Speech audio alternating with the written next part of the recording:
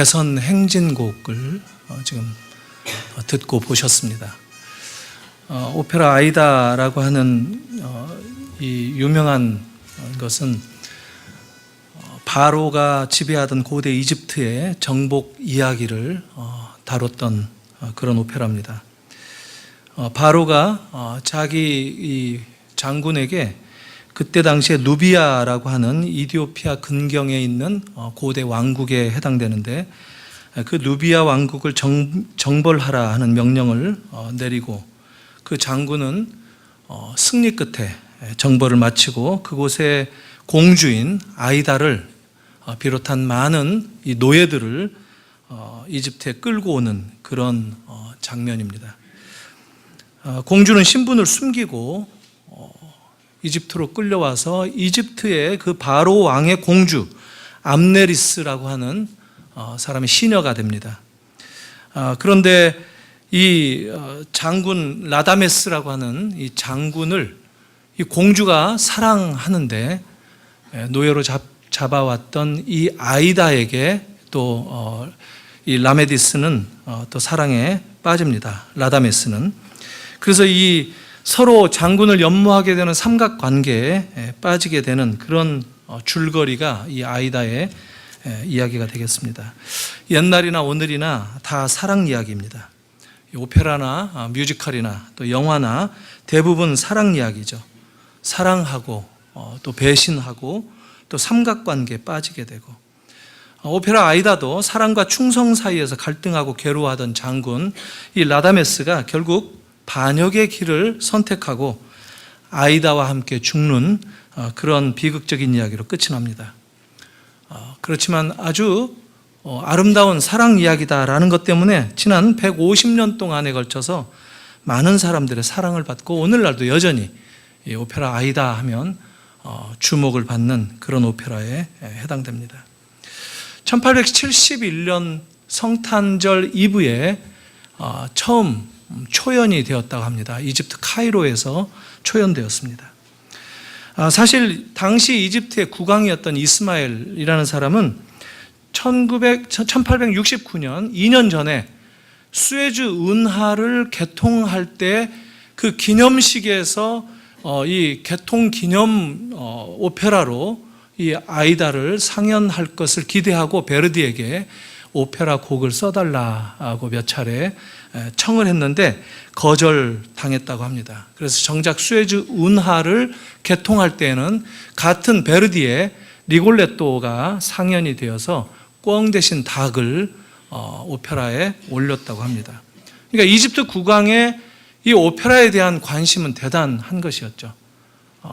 그런데 그 구애에 감동이 되어서 결국은 베르디가 대본을 보고 반했다 하면서 아이다의 곡을 써줍니다. 그래서 2년 후에 1871년도에 아이다가 상연이 되게 되었습니다.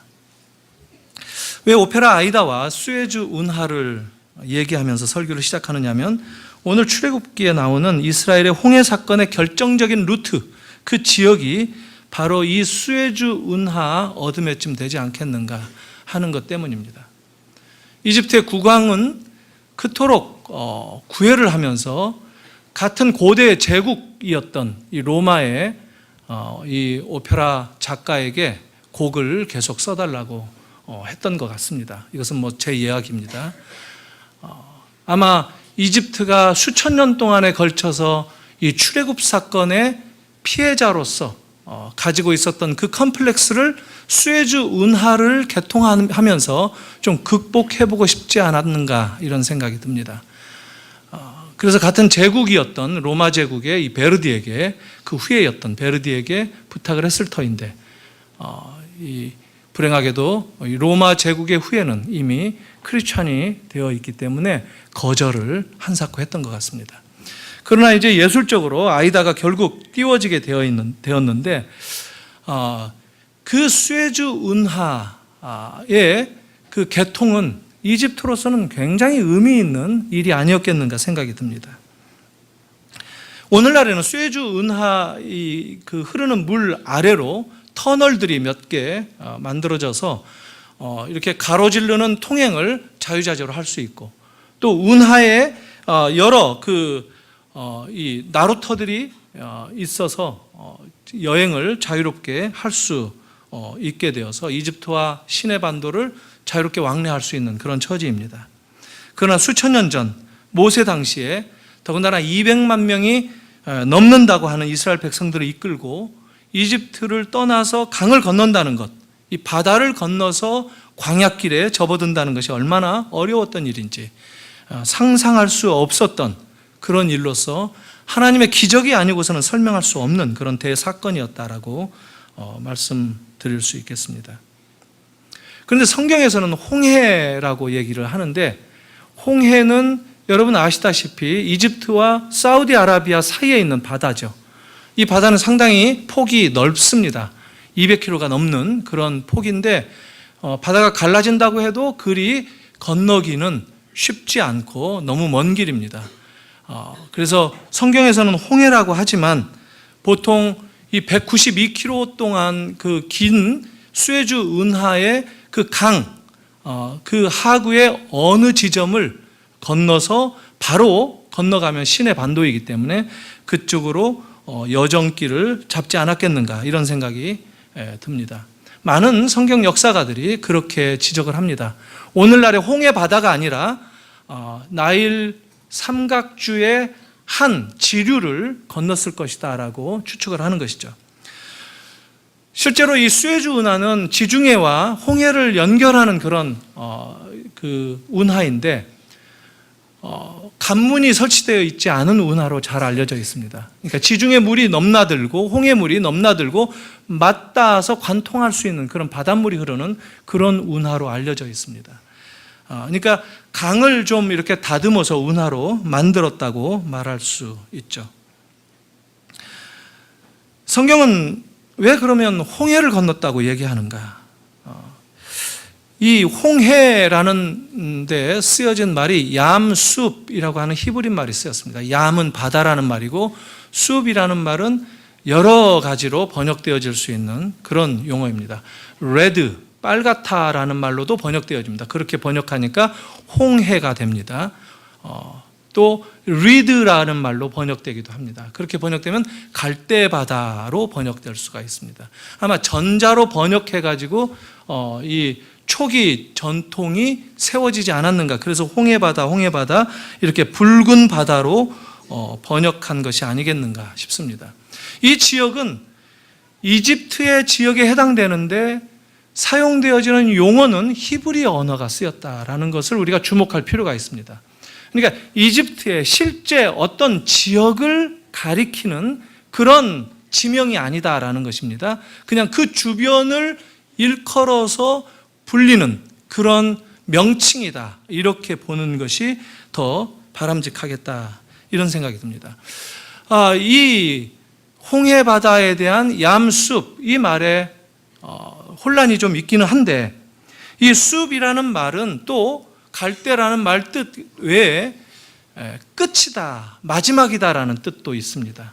그러니까 성경에 나오는 홍해로 번역된 그 단어는 어떤 면에서 보면 마지막 바다, 마지막 끝에 있는 바다, 이렇게 번역하는 것이 좀 더 이 성경 본문에 일치되지 않겠는가, 이런 생각이 듭니다.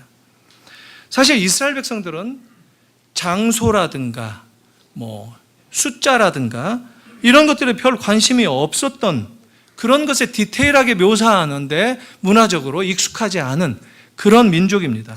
오늘날 서양 사람들이나 지리에 밟고 또 숫자에 밟고 또 루트에 밟아서 언제 몇 년도에 어느 지명을 어떻게 관통했는가, 이런 것들이 주된 관심이 되는데 사실 이게 서양식 사고방식의 결과다라고 생각할 수 있습니다.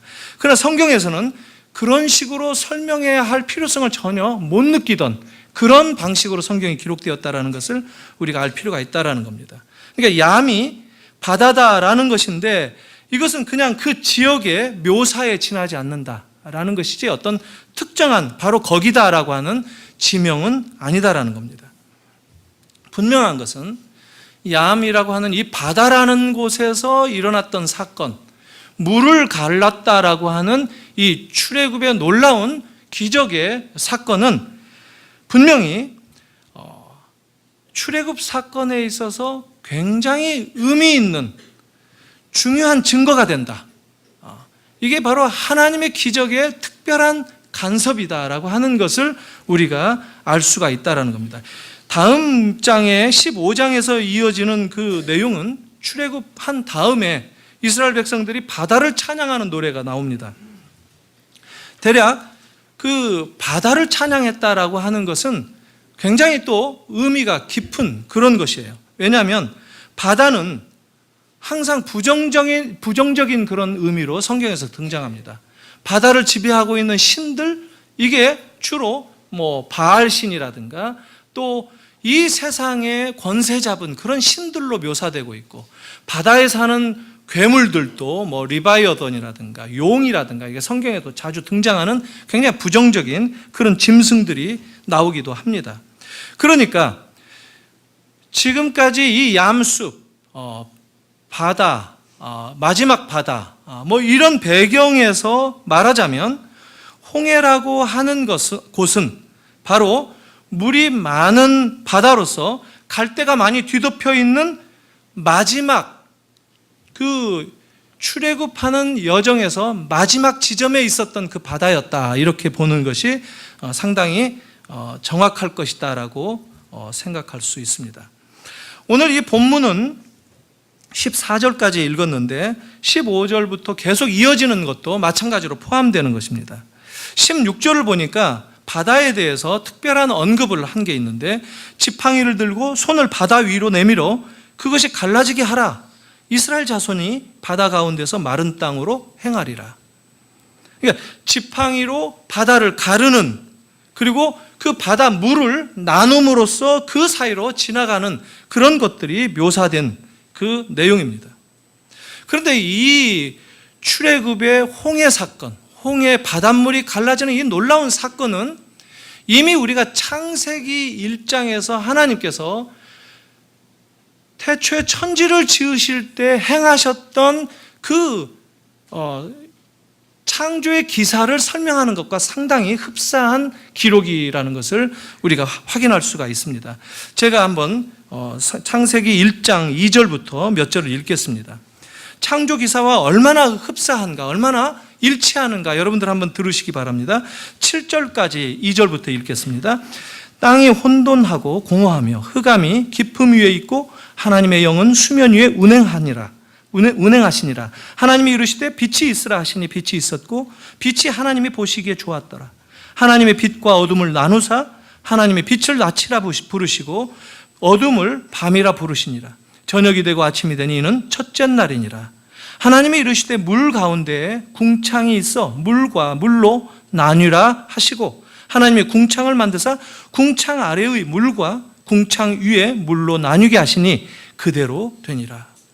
창조 기사가 어떻게 쓰여졌느냐면 지금 혼돈과 무질서 가운데 놓여져 있는 그 이 우주에 그런 질서를 바로잡는 행위로서 하나님의 창조의 이야기가 기록되고 있다는 겁니다.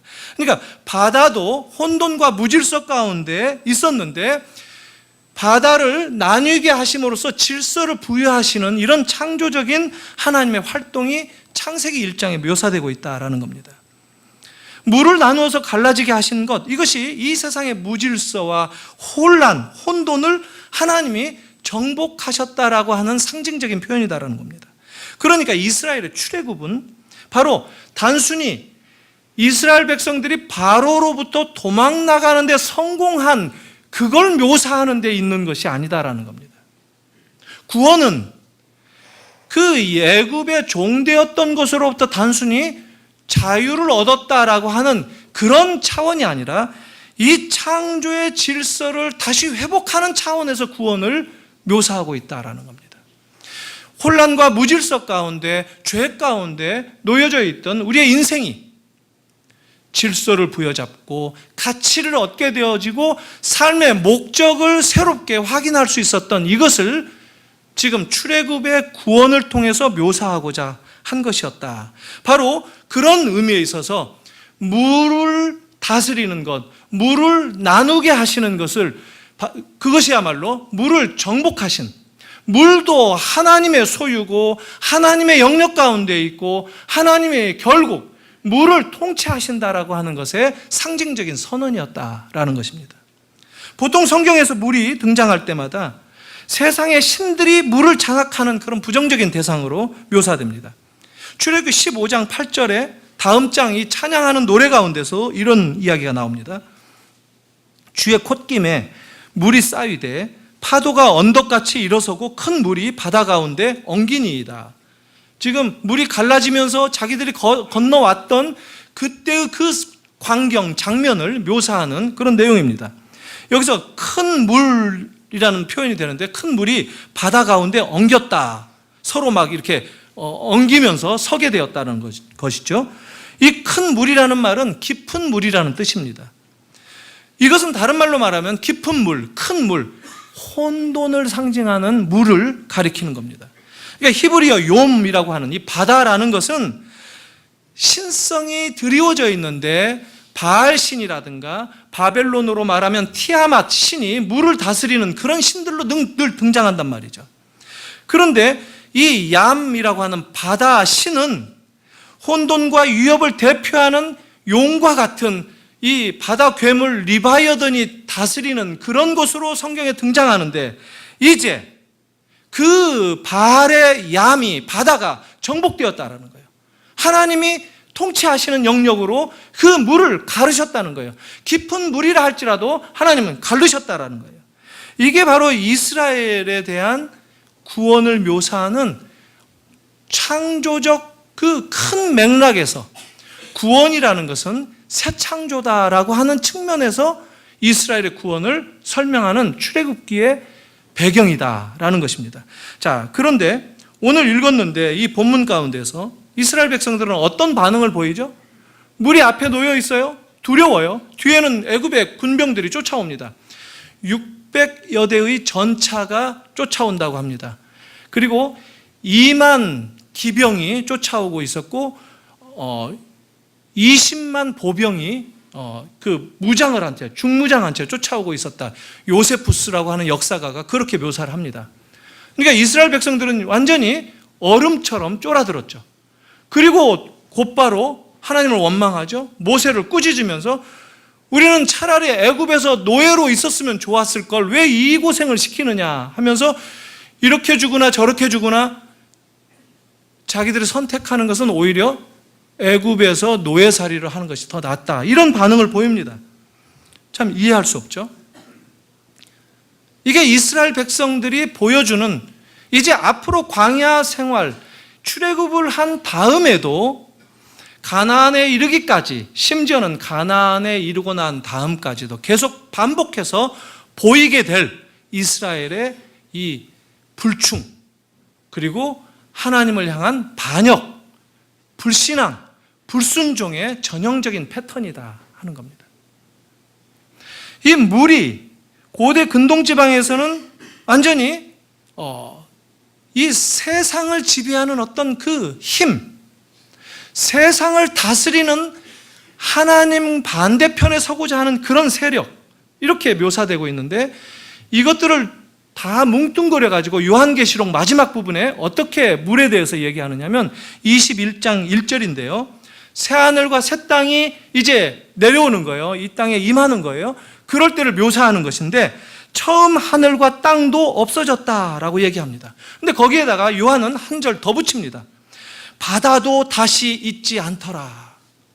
이 세상을 붙잡고 신앙인들의 삶을 방해하고 하나님을 믿지 못하도록 불신앙을 강요했던 그 바다의 세력이 결국은 사라지게 되었다라고 하는 것을 천국이 임할 때의 모습으로 묘사하고 있다 하는 것입니다. 그러니까 물은 이 세상의 풍조, 이 세상을 다스리는 지배의 세력, 이런 것이다라는 거예요.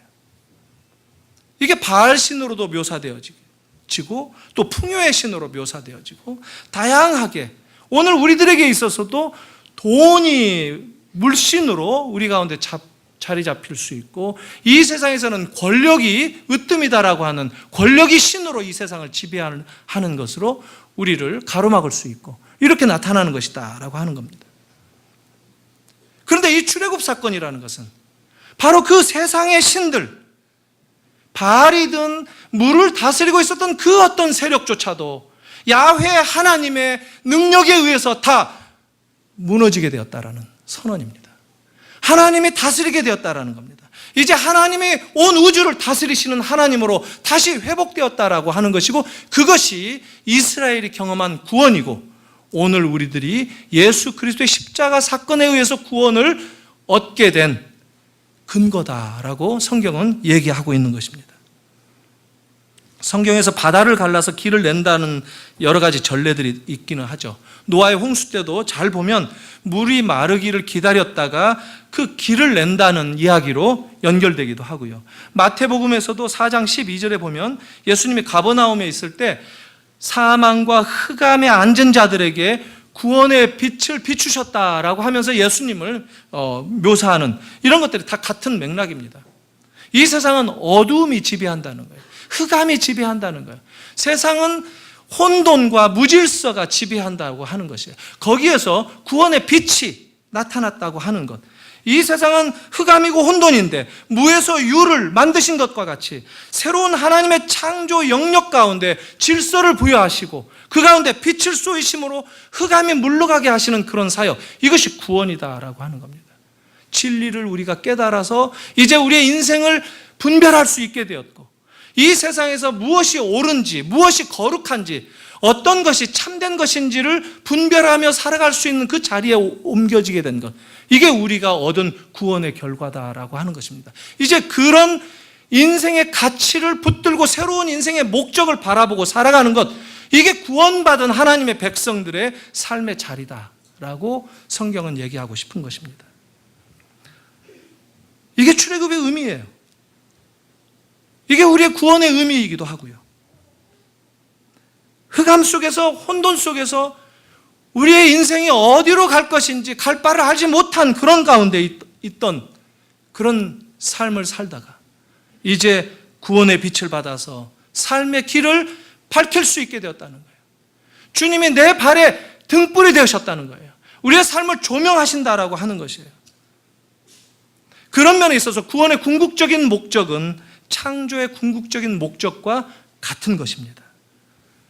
그래서 구원을 새 창조라는 말로 표현을 하는 것이에요.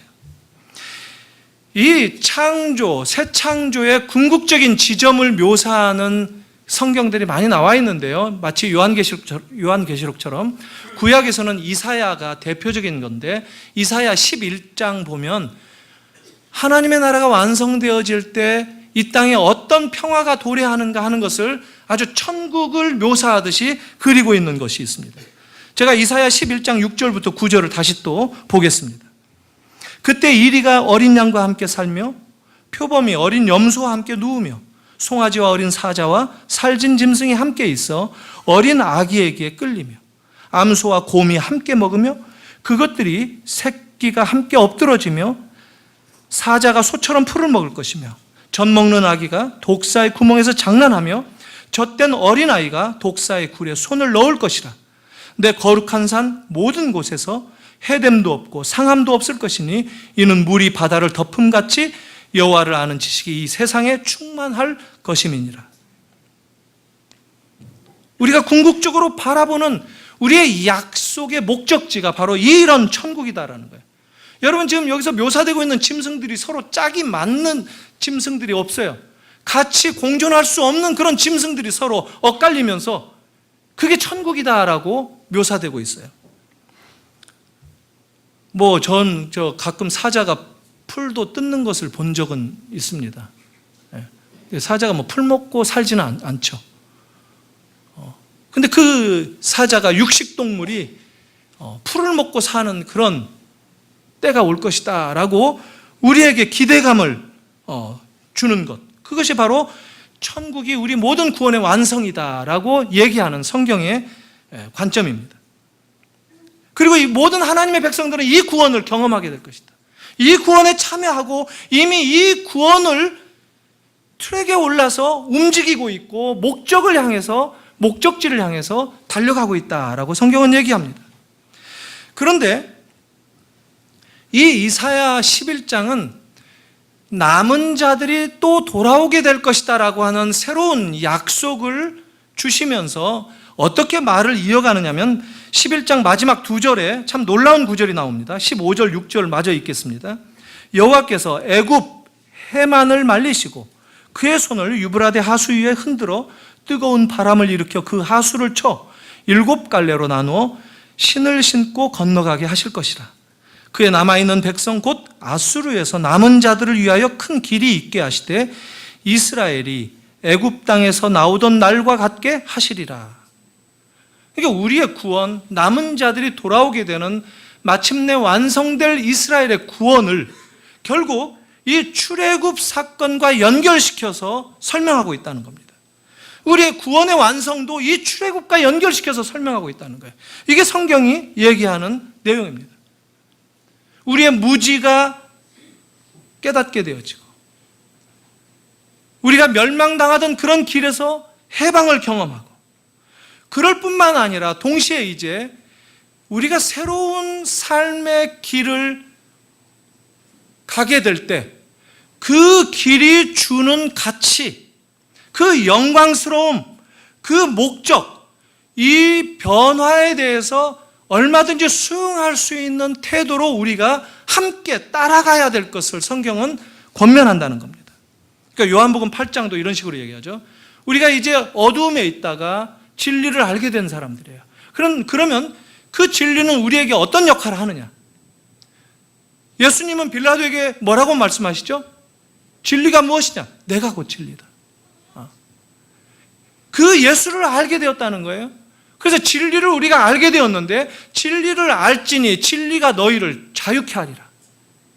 이게 구원이 주는, 예외 없이 모든 우리 그리스도인들이 하나님의 기적적인 간섭에 의해서 얻게 된 구원의 결과로 경험하는 것이다라는 겁니다.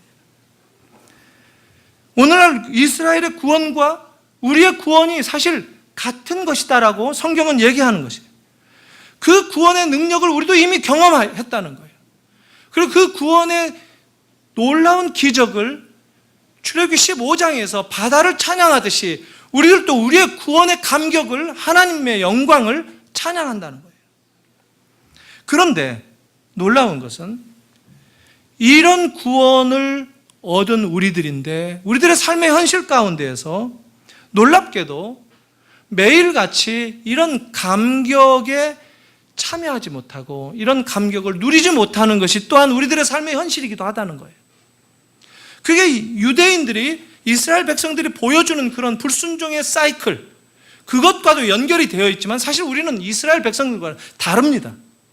왜 다르느냐면 이스라엘 백성들은 출애굽하자마자 광야가 놓여 있죠. 출애굽하면 바로 가나안으로 가는 게 아니에요. 가나안에 이르기까지의 광야길을 통과해야 되는 거예요. 그게 그들에게 있어서 문제였습니다.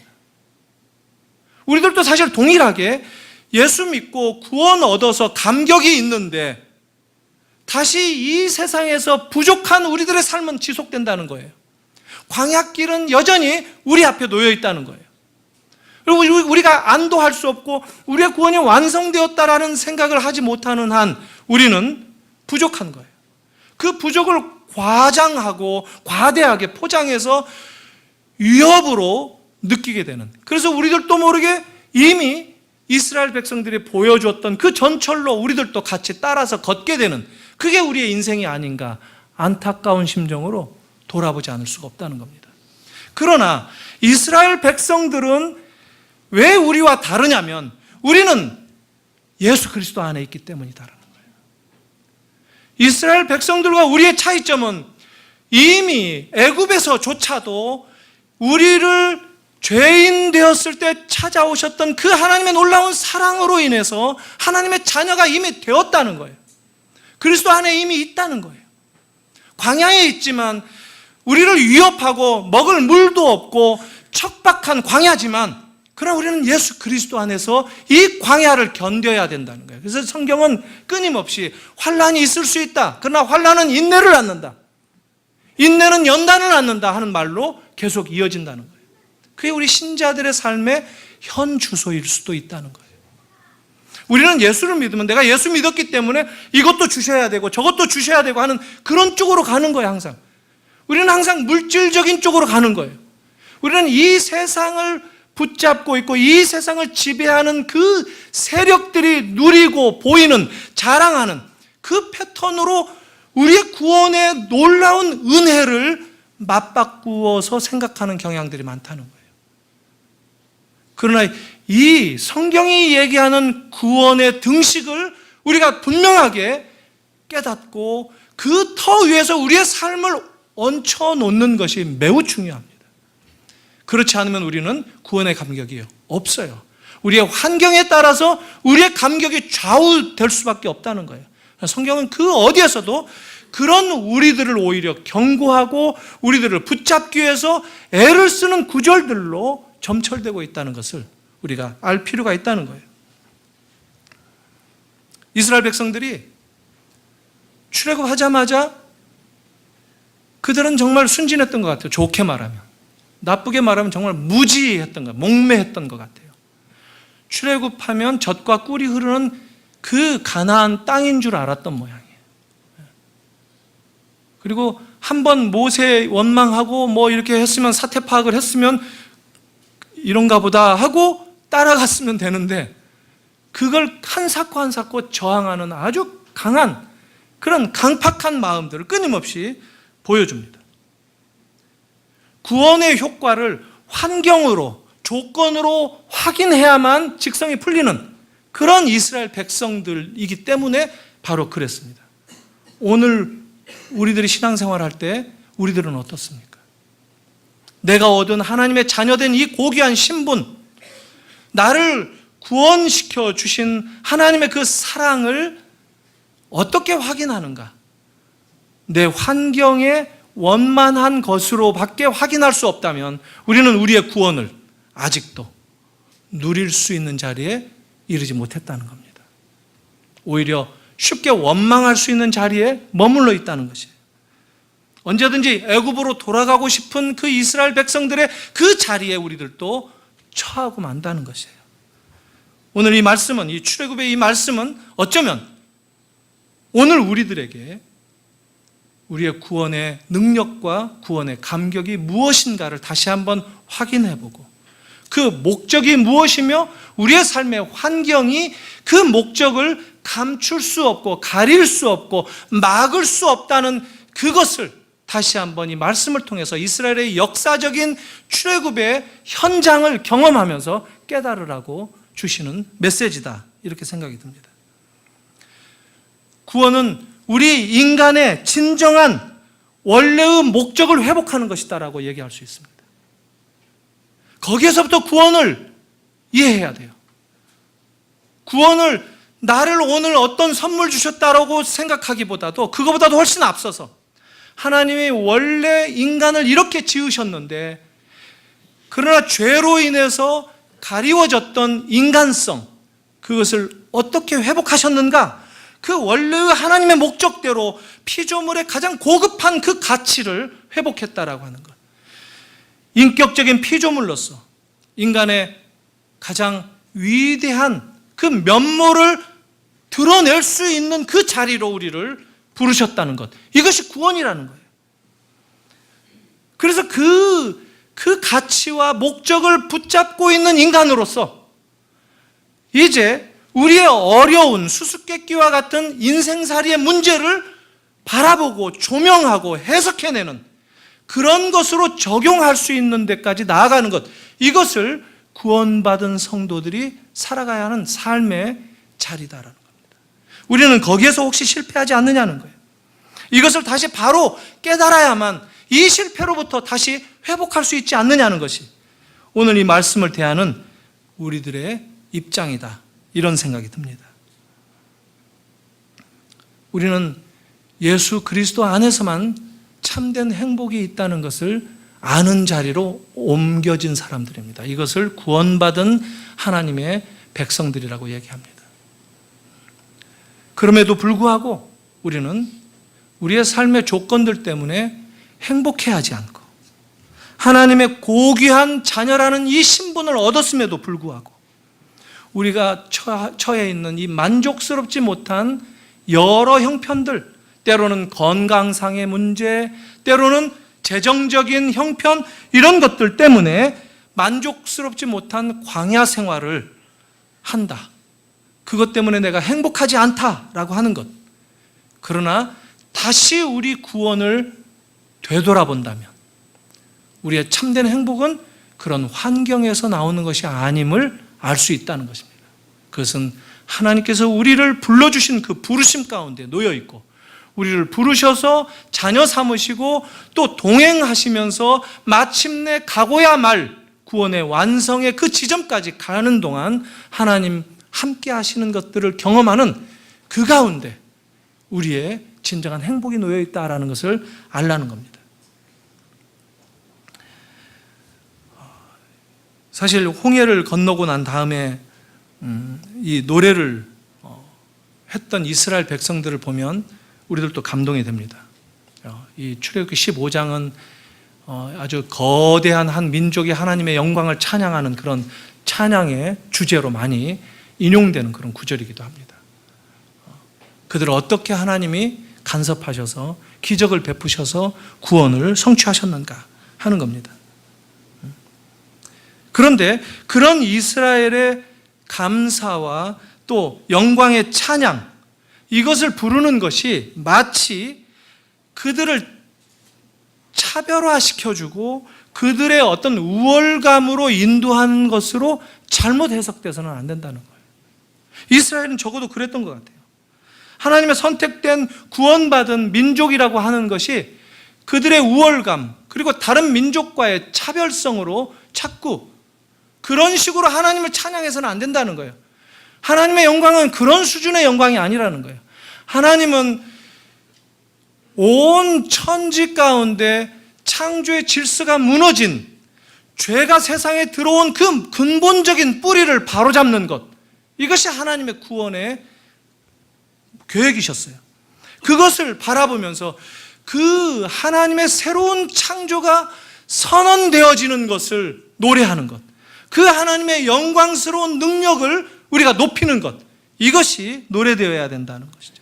그런데 이스라엘 백성들은 조건 타령을 하다 보니까 좋은 조건이면 전쟁에서 이기면 하나님이 우리에게 복 주셨다, 지면 또 우리가 뭔가 혼날 일을 해서 심판받는다, 이런 사이클로 성경을 이해해서는 안 된다는 거예요. 이런 사이클로 우리의 구원을 이해해서는 안 된다는 거예요.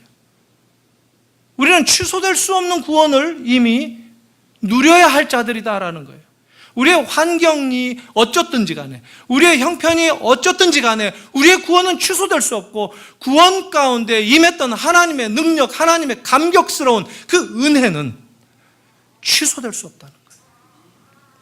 여러분, 제가 전에 샬롬에 대해서 설명했죠? 샬롬은 이 평화인데, 평안인데, 평강, 이것인데, 이 세상의 평화는 이 피스나 로마 이 팍스라든가 헬란말 에이레네라든가 이런 것들은 전부 전쟁에 그치고 난 다음에 이루어지는 평화입니다. 그런데 성경이 말하는 샬롬은 그게 아니에요. 전쟁을 치르고 있든지, 전쟁을 떠나 있든지, 전쟁 중에 들끓는 가운데 놓여 있든지 샬롬을 누릴 수 있다는 것이 성경이 얘기하는 샬롬이에요. 여러분들의 삶이 어떤 상황에서도 이 주님 주시는 평안을 피할 수 없다는 거예요. 그게 우리의 구원을 우리가 노래하는 것이라는 겁니다. 여러분, 이런 평안이 여러분들에게 있습니까? 여러분들의 삶이, 환경이 어떻게 여러분들을 덮치려고 하고 두렵게 크게 느껴진다 할지라도 이 평안을 확인하는 그 순간 그 어떤 것도 아무것도 아니라는 것을 경험할 수 있을 것입니다. 이 평안을, 이 주님 주신 평안을 놓치고서 우리의 구원을 이해할 수 없다는 겁니다. 이것을 다시 한번 확인하시는 여러분들이 되시기를 바랍니다. 제가 아는 사람 가운데 얼굴이 좀 못생긴 남자인데 아주 못생긴 분이 있어요. 근데 결혼을 잘해가지고 부인은 아주 미인이에요.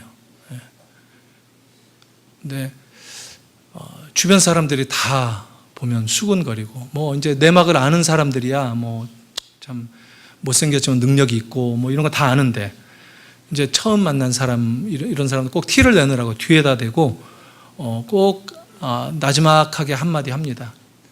시댁이 부자인가 봐. 그러니까 얼굴 못생긴 그 조건에도 불구하고 결혼했다는 것이죠. 근데 이런 얘기는 사랑에 대한 모독입니다. 그죠? 왜냐하면 사랑은 조건에 의한 것이 아니죠. 조건 보고 사랑합니까? 아니죠.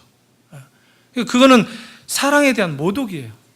하나님은 우리를 사랑하셨다라고 하는데 우리가 조건을 내세워서 하나님 저한테 어떤 조건을 주셨습니까? 이건 하나님의 사랑에 대한 모독이라는 거예요. 근데 우리는 종종 그렇게 하고 있어요. 그렇죠? 그거 한번 좀 생각해 볼 필요가 있어요.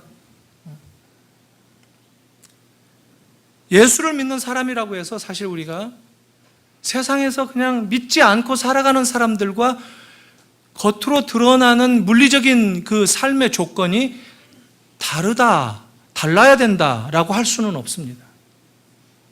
예수 안 믿어도 부자가 있을 수 있고, 예수 없이 권력을 손에 쥘 수도 있다는 거예요. 예수 믿었는데 가난할 수 있다는 거예요. 그게 겉으로 된 조건들과 우리의 이 신앙이 때로는 연결되지 않을 수가 있어요. 우리가 예수 믿었다는 것이 꼭 세상 사람들보다 더 많이 가져야 된다는 것은 아니에요. 더 많이 누려야 된다는 것도 아니고 더 높은 권력을 가져야 된다는 것도 아니에요. 왜냐하면 많이 가졌다고 하는 것이 반드시 행복을 보장해 주지 않기 때문입니다. 세상에 부자들이 행복한 사람 봤습니까? 없어요. 권력을 가진 사람들이 그 권력으로, 가진 권력으로 행복해하는 사람 봤습니까? 그 권력을 가지고 다 책임을 느끼고 힘없는 사람들을 보호하고 하는 일에 앞장서는 권력을 가진 사람을 본 적 있습니까? 없어요. 그 권력으로 어떻게 하면 복수할까? 어떻게 하면 자기의 힘을 과시할까? 이런 쪽으로 가게 되어 있어요. 왜냐하면 속성이 그러기 때문에. 아무리 많이 가진, 옆에서 보면 저 사람 참 부자인데 그 사람은 부자로 생각 안 해요. 왜냐하면 자기가 봤을 때는 여전히 부족하니까. 더 가져야 되니까. 이게 우리 피조물성의 한계인 거예요. 우리는 결함이 있는 사람들이에요. 부족해요. 결핍을 느껴요. 하나님만이 결핍을 느끼지 않는 것이죠. 그래서 구원받은 사람들은 하나님의 그 신성에 올라서기 때문에, 거기에 참여하기 때문에 하나님과 같은 그 넉넉한 마음으로 세상을 볼 수 있는 눈이, 그런 감각이 뜨인다는 것이지, 우리 피조물들은 늘 아무리 채워도 부족하다는 거예요. 언제부턴가 우리나라에 참 이 CF부터 등장하기 시작했는데, 이 금융권, 이게 참 그런데 요즘에 여러분 그 케이블이나 뭐 이런 걸 보면 거의 뭐 한 8, 90%가 CF가 뭐냐면 대출, 돈 빌려준다, 돈 빨리 빌려준다, 이런 거예요. 이자 다른 데보다 조금 싸다. 이 사회가 전부 다 그 돈으로 지배되는 사회인 것을 우리가 뭐 이미 피부로 느낄 수밖에 없도록 사회 구조가 되어 있어요. 우리가 그 가운데 살고 있어요. 다른 말로 말하면 하나님의 백성들이 이런 세상 가운데 볼모로 잡혀 있다는 거예요. 지금 우리가 이 세상의 포로예요. 이 세상은 애굽 같은 곳이에요. 이 세상이 바로 바벨론 같은 곳이라는 거예요. 거기서 우리가 살고 있어요. 그래서 부자 되세요. 이게 덕담이 되었죠? 이번에 뭐 부자 되세요 많이 듣고 들어오셨죠? 예, 세배 가셔서. 물질이 이 세상을 장악했다라고 하는 특징 아닙니까?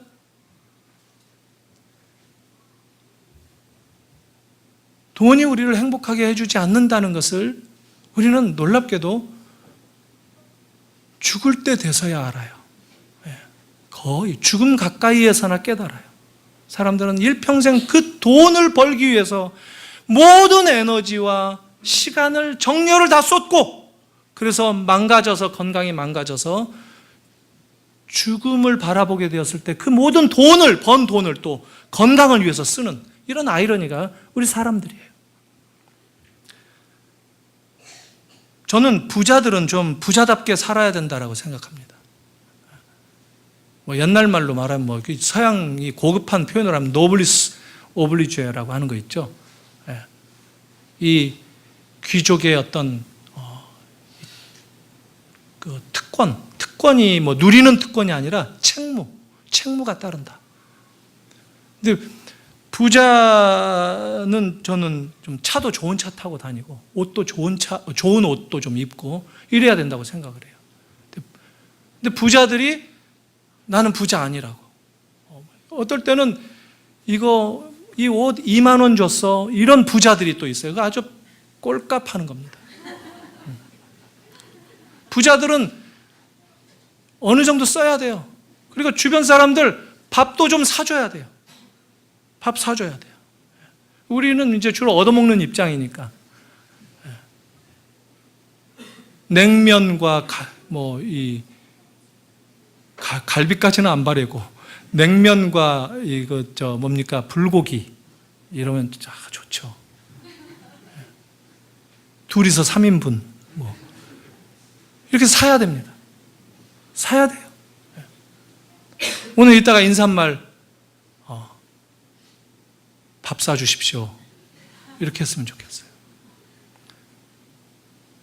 우리가 얻은 이 구원의 이 만족, 여유, 이것을 우리가 망각한 채 우리는 가난하다고 생각하는 사람들이 있어요. 구원을 누려본 적이 없이 살아가는 성도들이 너무 많다는 거예요. 늘 하루하루가 급급한 성도들이 너무 많다는 거예요.